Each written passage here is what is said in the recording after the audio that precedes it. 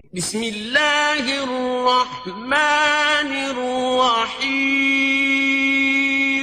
بسم اللہ الرحمن الرحیم لک الحمد یا اللہ والصلاة والسلام علیک یا رسول اللہ وعلی آلک واصحابک یا حبیب اللہ۔ السلام علیکم ناظرین، فہم دین کی 28ویں قسط کے ساتھ آپ کا میزبان محمد علی رضوی حاضر ہے۔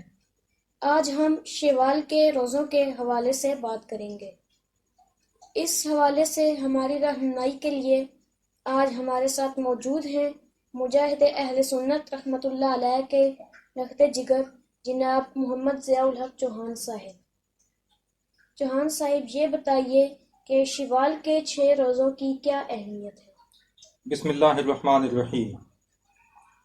ناظرین محترم، حضرت سیدنا ابو ایوب انصاری رضی اللہ تعالی عنہ راوی ہیں، اور یہ حدیث مبارکہ صحیح مسلم شریف میں ہے، ابو داود شریف میں ہے، نسائی میں ہے، ترمذی میں ہے، دیگر کتب میں موجود ہے کہ جان کائنات صلی اللہ تعالی علیہ وآلہ وسلم نے ارشاد فرمایا، جس نے رمضان کے روزے رکھنے کے بعد شوال کے 6 روزے رکھے تو یہ ایسا ہے جیسے اس نے سارا سال روزے رکھے۔ تو شوال کے 6 روزوں کی اہمیت اس حدیث سے بخوبی واضح ہو رہی ہے۔ سمجھنے والی بات یہ ہے کہ 6 روزے شوال کے رکھنے سے پورا سال روزہ رکھنے کا جو مفہوم ہے وہ کس طرح اخذ ہوتا ہے، تو اس حوالے سے قرآن مجید ہماری رہنمائی کرتا ہے۔ اللہ رب العزت نے ارشاد فرمایا سورہ الانعام آیت نمبر 160 میں، من جاء بالحسنۃ فلہ عشر امثالھا، جو کوئی ایک نیکی لائے یعنی ایک نیکی کرے، ایک اچھا عمل کرے، فلہ عشر امثالھا، تو اس کے لیے اس کی مثل 10 نیکیاں ہیں، یعنی اس کو 10 گنا اجر دیا جائے گا۔ تو اب جس نے رمضان المبارک کا 1 مہینہ روزے رکھے وہ 10 مہینے کے روزے کا اجر پائے گا، اور جس نے شوال کے 6 روزے بھی ساتھ شامل کر لیے تو یہ 6 روزے 10 گنا کے حساب سے 60 روزوں کے برابر ہوئے، جو کہ 2 ماہ بنتے ہیں۔ تو اس طرح رمضان المبارک کے فرض روزے رکھنے کے بعد شوال کے 6 روزے رکھنے والا گویا ایسے ہو جائے گا جیسے وہ پورا سال روزے سے رہا۔ کچھ لوگوں سے یہ بھی سنا گیا ہے کہ شوال کے یہ روزے رکھنا مکروہ ہے، اس کے متعلق بتا دیں۔ شوال کے روزوں کو مطلق مکروہ سمجھنا تو غلط ہے، اس کی کوئی حیثیت نہیں ہے، اس لیے کہ جو حدیث میں نے ابھی پیش کی ہے اس سے یہ بات بخوبی واضح ہو رہی ہے کہ یہ روزے رکھنا آقا صلی اللہ علیہ وآلہ وسلم نے اس پہ اجر بیان فرمایا ہے، اور یہ روزے رکھنا سنت بھی ہے اور مستحب بھی ہے۔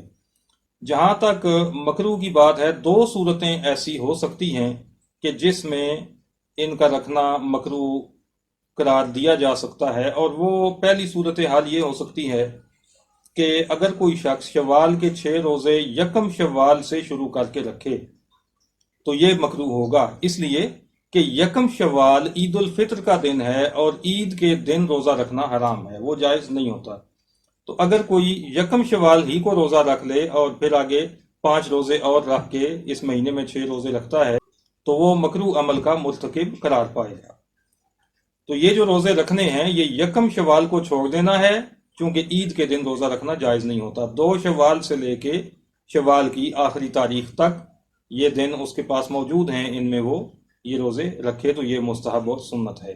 اور مکروہ کی دوسری صورت جو علماء نے بیان کی ہے وہ یہ ہے کہ جس طرح رمضان المبارک کے روزے فرض ہیں، اگر کوئی ان روزوں کو بھی فرض سمجھ کر رکھتا ہے تو اس کا یہ سمجھنا یہ مکروہ ہے۔ تو یہ 2 صورتیں ہیں مکروہ کی، ورنہ یہ روزے رکھنا مستحب عمل ہے۔ شوال کے یہ روزے مسلسل رکھنے ہیں یا متفرق ایام میں؟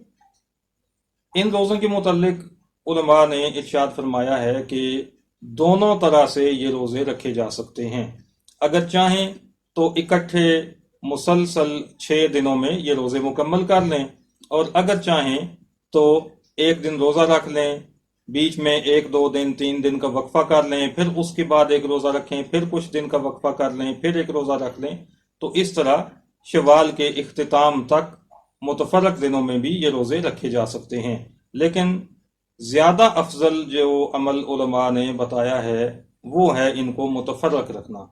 इनको अगर कुछ कुछ दिनों के वक्फे के साथ रखेंगे मुतफरक अंदाज में तो वो ज़्यादा बायस फजीलत होगा।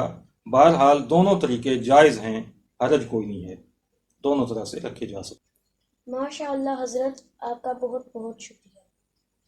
नाजरीन, अगर अभी तक आपने मुजाहिद अहले सुन्नत टीवी चैनल को सब्सक्राइब नहीं किया तो कर लें और बेल आइकन को भी प्रेस कर लें ताकि आइंदा आने वाली तमाम वीडियोस आपको बर वक्त मिलती रहें। अगली किस्त तक अपने मेज़बान मोहम्मद अली रज़वी को इजाज़त दीजिए। फ़ी अमानिल्लाहि व रसूलिही।